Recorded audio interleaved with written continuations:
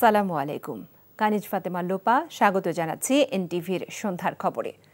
অন্তর্বর্তী সরকারের দ্বিতীয় অধ্যায় শুরু হয়েছে আজ, যেখানে সুষ্ঠুভাবে নির্বাচন অনুষ্ঠানই প্রধান কাজ বলে জানিয়েছেন প্রধান উপদেষ্টা ডক্টর মোহাম্মদ ইউনূস।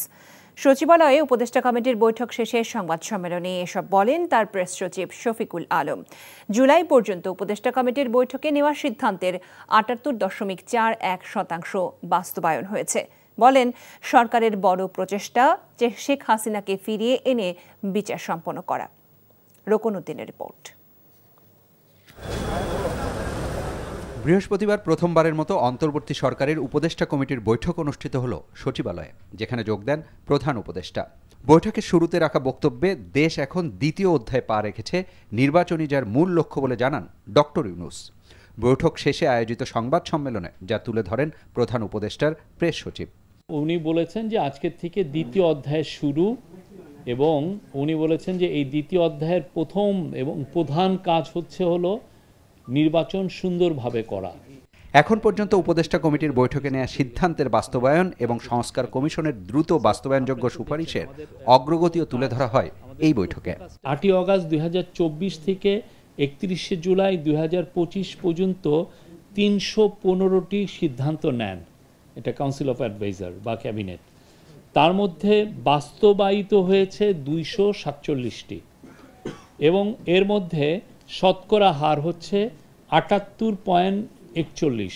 অধ্যাদেশ প্রণয়ন হয়েছে 56টি, প্রক্রিয়াধীন অধ্যাদেশ আছে 10টি, 11টি সংস্কার কমিশনের যেগুলো আশু বাস্তবায়ন করা দরকার সেটার উপরে যে নির্দেশ দেওয়া হয়েছিল, 16টি সুপারিশ অলরেডি বাস্তবায়িত হয়েছে, 85টি বাস্তবায়ন হচ্ছে। পরিসংখ্যান অনুযায়ী দেশে এখন আইন শৃঙ্খলা পরিস্থিতি ভালো বলে এক প্রশ্নের জবাবে জানান প্রেস সচিব। বলেন, বিমান দুর্ঘটনায় নিহত মাইলস্টোন স্কুলের শিক্ষিকার নামে পুরস্কার চালুর সিদ্ধান্ত হয়েছে। এডুকেশন মিনিস্ট্রি একটা ন্যাশনাল অ্যাওয়ার্ড ঘোষণা করবেন খুব শীঘ্রই।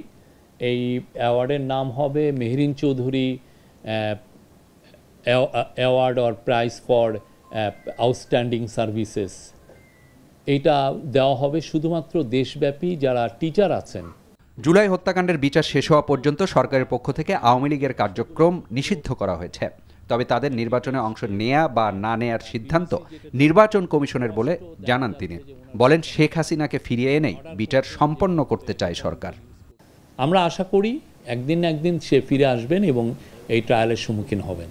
Rokonuddin, NTV news, Dhaka. ভোটের জন্য ইসির কাছে অন্তর্বর্তী সরকারের চিঠি পাঠানোর জন্যই গোটা জাতি অপেক্ষায় ছিল।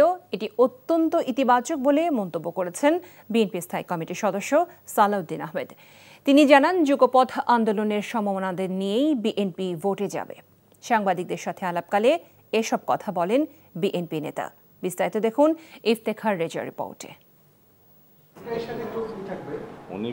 জনগণের প্রত্যাশা ও রাজনৈতিক দলের মতামতকে প্রাধান্য দিয়ে ফেব্রুয়ারিতে ভোটের আয়োজনের কার্যক্রম শুরু এ সরকারের অন্যতম ইতিবাচক কাজ বলে মন্তব্য বিএনপি নেতা সালাউদ্দিন আহমেদের। আর বিভিন্ন দলের সাথে আলোচনা প্রসঙ্গে বলেন, বিএনপি উত্তরপন্থাও না দক্ষিণপন্থাও না, গণমানুষের দল হিসেবে সব রাজনৈতিক দলের সাথে কথা বলছে বিএনপি। ঘোষণাপত্রের একাংশে প্রতিশ্রুতি দিয়েছেন যে তিনি নির্বাচন অনুষ্ঠানের লক্ষ্যে সমস্ত পদক্ষেপ নেবেন, এবং তৎপরবর্তীতে সেই রাতেই জাতির উদ্দেশ্যে ভাষণের নির্বাচনের তারিখ সহ তিনি রাষ্ট্রের বিভিন্ন উন্নয়ন, অগ্রগতি এবং সমৃদ্ধির জন্য ভবিষ্যৎ পরিকল্পনা, তার ভিশন সেখানে তিনি তুলে ধরেছেন। এই সব কিছুই পজিটিভ। আমাদের সাথে যারা যুগপথ আন্দোলনের শরিক ছিলেন বিগত ফ্যাসিবাদ বিরোধী আন্দোলনে, তাদেরকে সাথে নিয়ে আমরা নির্বাচন করব, এটা আমাদের অঙ্গীকার ছিল, প্রতিশ্রুতি ছিল, এখনো আছে। এদিকে মাইলস্টোন স্কুল অ্যান্ড কলেজে বিমান দুর্ঘটনায় নিহত স্কুল সহকারী মাসুমা বেগমের পরিবারের সাথে সাক্ষাৎ শেষে বিএনপির সিনিয়র যুগ্ম মহাসচিব রুহুল কবির রিজভী বলেন, এনসিপির নেতৃবৃন্দ কক্সবাজারে যেতেই পারেন, কিন্তু সে বিষয়ে লুকোচুরি না করে গণমাধ্যমকে জানালে মানুষ বিভ্রান্ত হতো না। মানুষের সংশয় হচ্ছে, সন্দেহ হচ্ছে যে লুকোচুরি কেন। গণতন্ত্র ফেরানোর আন্দোলনে যারা কাজ করেছে তাদের প্রত্যেকটি ক্ষেত্রে স্বচ্ছতা থাকবে, কিন্তু আজকে জনমনে আপনারা কেন সুযোগ তৈরি করে দিচ্ছেন? কেন আপনাদের নিয়ে বিভিন্ন কথা উঠছে? আপনারা যে কোনো কাজেই যেতে পারেন, যে কারোর সাথে সাক্ষাৎ করতে পারেন, সভা করতে পারেন, ওটা প্রকাশ্য জানিয়ে দিন। নির্বাচিত সরকার হলে দেশে স্বচ্ছতা বৃদ্ধি পাবে এবং সকল ধরনের ষড়যন্ত্র কমে যাবে বলেও মন্তব্য করেন বিএনপির এই নেতা। Iftekhar Reza, NTV news, Dhaka. এবছরের ডিসেম্বরে জাতীয় নির্বাচনের তফসিল ঘোষণা করা হবে বলে জানিয়েছে নির্বাচন কমিশন। কমিশনের এক বৈঠক শেষে একথা জানিয়েছে নির্বাচন কমিশনার আবুল ফজল সানাউল্লাহ। তিনি জানান, নির্বাচনী আচরণবিধি চূড়ান্ত হয়েছে। দেশের ভেতরে এবং বাইরে পোস্টাল ব্যালটে ভোটের সিদ্ধান্ত নেওয়া হয়েছে। তিনি জানান, দেশের ভেতরেও পোস্টাল ব্যালটের রেজিস্ট্রেশন আগে ভাগে শুরু করা হবে। এর আগে গণপ্রতিনিধিত্ব আদেশ আরপিও সংস্কারের একগুচ্ছ সুপারিশ চূড়ান্ত করতে বৈঠক করে নির্বাচন কমিশন। এটি বর্তমান কমিশনের নবম সভা।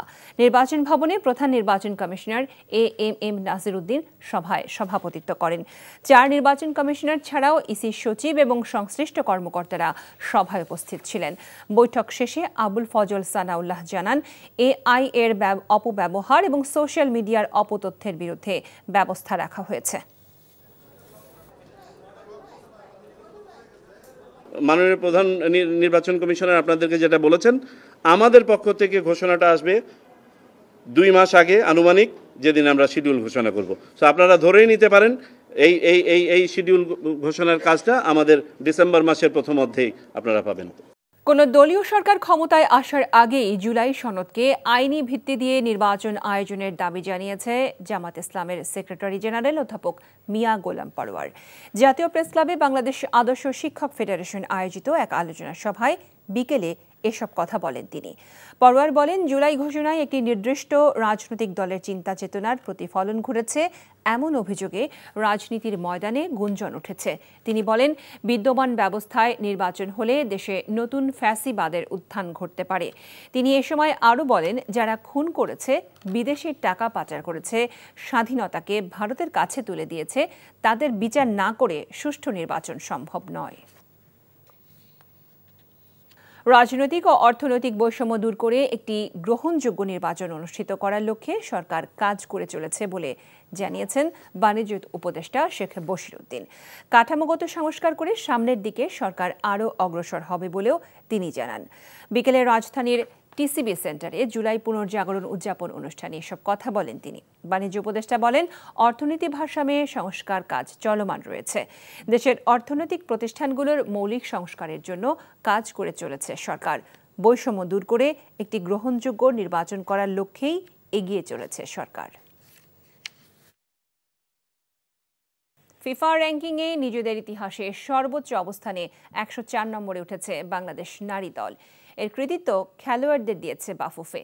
আসন্ন এশিয়ান কাপের প্রস্তুতির জন্য আসিয়ান দলগুলোর সঙ্গে আলোচনা চলছে, জানিয়েছে বাফুফের নারী উইংয়ের প্রধান মাহফুজা আক্তার রিকন।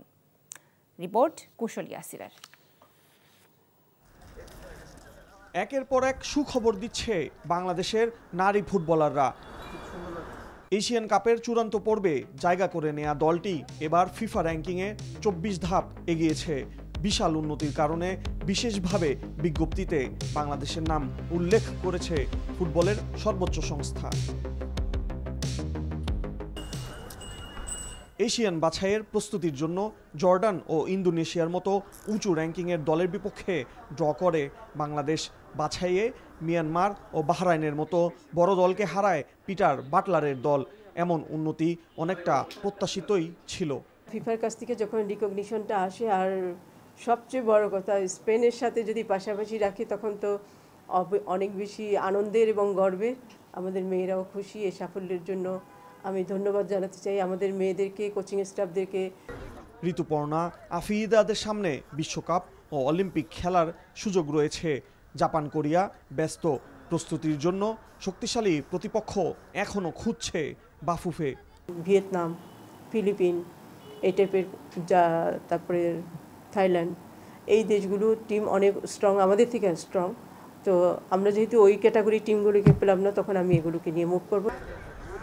আগামী মার্চে অস্ট্রেলিয়ায় হবে এশিয়ান কাপ, যেখানে বাংলাদেশের প্রতিপক্ষ চীন, উত্তর কোরিয়া ও উজবেকিস্তান।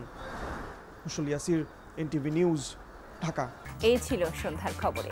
এই খবরের ভিডিও সহ আপডেট জানতে ভিজিট করুন NTV অনলাইন www.ntvbd.com। এছাড়াও এনটিভির জনপ্রিয় সব অনুষ্ঠান ও খবরের আপডেট জানতে ভিজিট করুন আমাদের ইউটিউব ও ভেরিফাইড ফেসবুক পেজ। রাত 10:30টায় রাতের খবর দেখার আমন্ত্রণ জানিয়ে বিদায় নিচ্ছি। সবাইকে ধন্যবাদ এতক্ষণ সাথে থাকার জন্য।